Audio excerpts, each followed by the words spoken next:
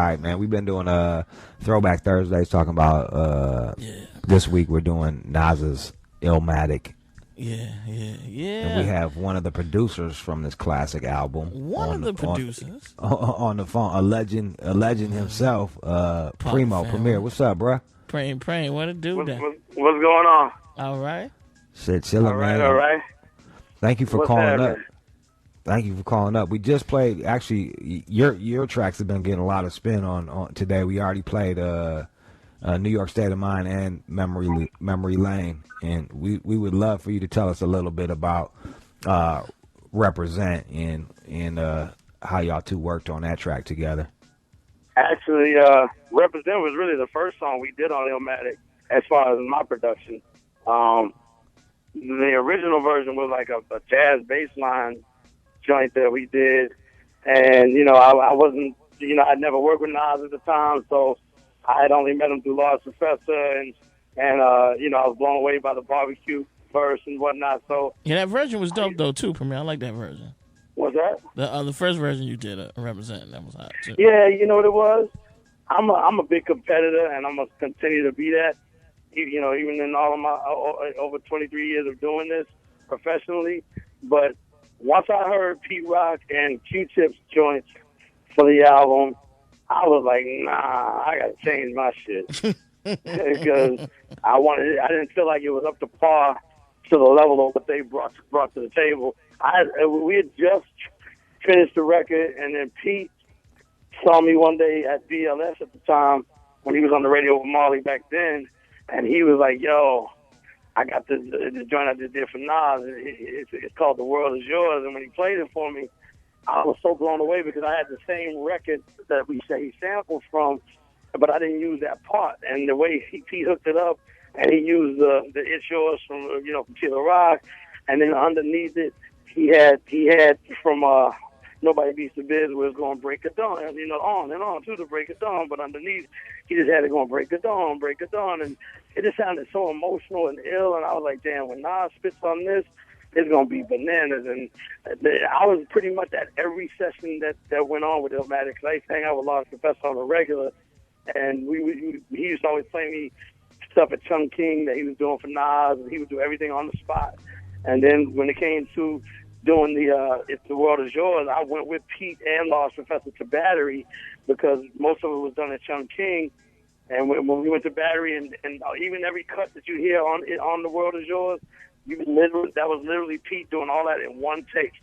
And so, to witness all of that after I had already recorded Represent, I was like, yo, I'm going to change my feet eventually. I didn't do it that day. I just said I'll get back to it.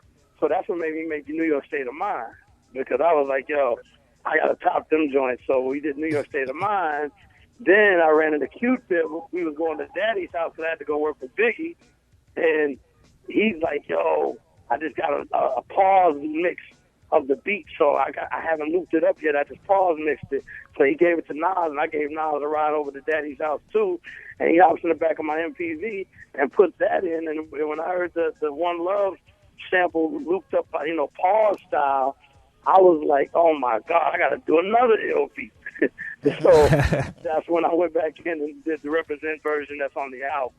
That's crazy. That's all healthy competition, but all of that was based on, I felt like that they outdid me on the beats, and I was like, yo, I got to go back in and fix my shit. It's just like an MC, when an MC hears an ill verse when he does a collabo and wants to rewrite his verse. You know what I'm saying? It's the same thing with me, Large, Pete, and Q-Tip. We're very competitive like that to this day, and I think that's why we stay so fresh even in our 40s. You know what I'm saying? Yeah. So, and you end up having the most songs on there, right? But you and Large Professor each had 3 on there, right?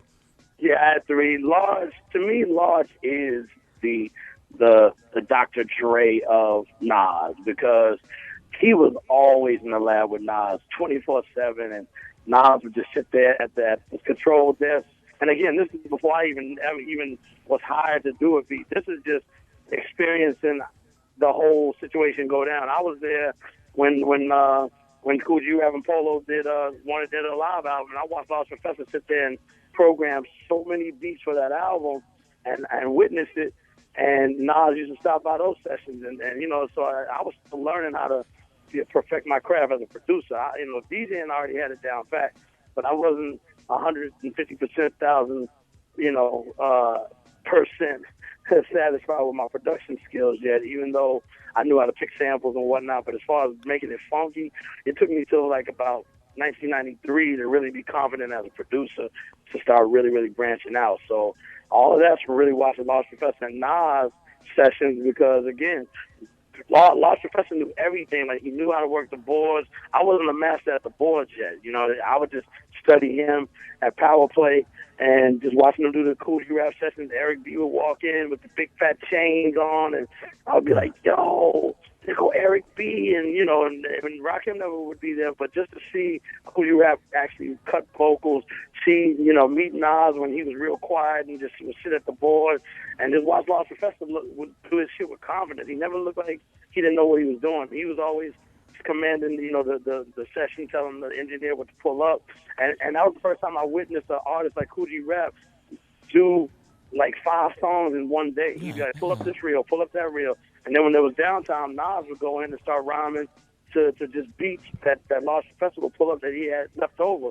So to witness all of that, and I didn't even know Nas was going to do the verse to Barbecue because he hadn't even spit nothing crazy yet. And then all of a sudden, Lost Professor called me to come to his crib and was like, yo, I want you to this joke we did called Live from the Barbecue. I put all new dudes from around the way that's repping Queens on the joint. He said, now, dude, Nas that you met did the first verse is crazy. And I was with Law Finesse. And me and him popped it in. And when we heard that shit, I was like, this dude's about to be the next star. And that's what he became. Preem, let me ask you something.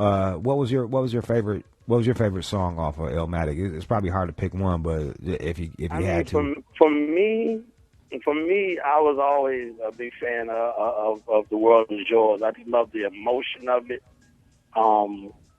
That the emotion of it was just so fitting for Nas, and then he lyrically, you know, come on, sit the Don P. watching Gandhi till I'm charged, and then my book of rounds, write the word past the margin. Like you're taught in school to not go past the margin when you write. You know what I'm saying? And these are just basic tools that all kids, even if you drop out of school, at least finish high school. You know what I'm saying? Because you're gonna be in this shitty-ass music business or any business, you don't know how to read, write, and count. So World Is Yours really did it for me.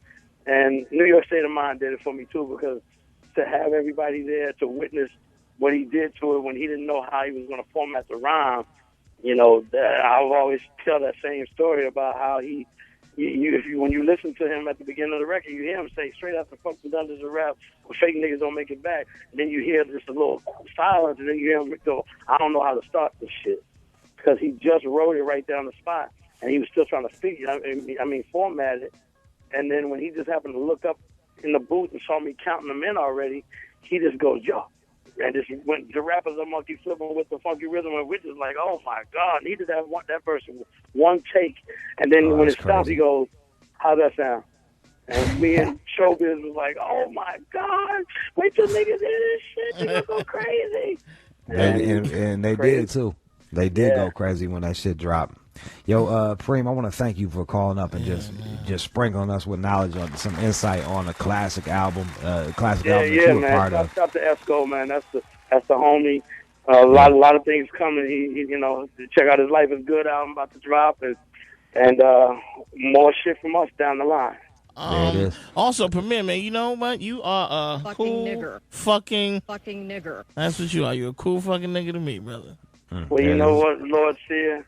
You're a cool fucking bitch. Thank you, Slutterhole. No. I'm a cool fucking nigga. You're a cool fucking nigger bitch. Thank you, cool Slutterhole.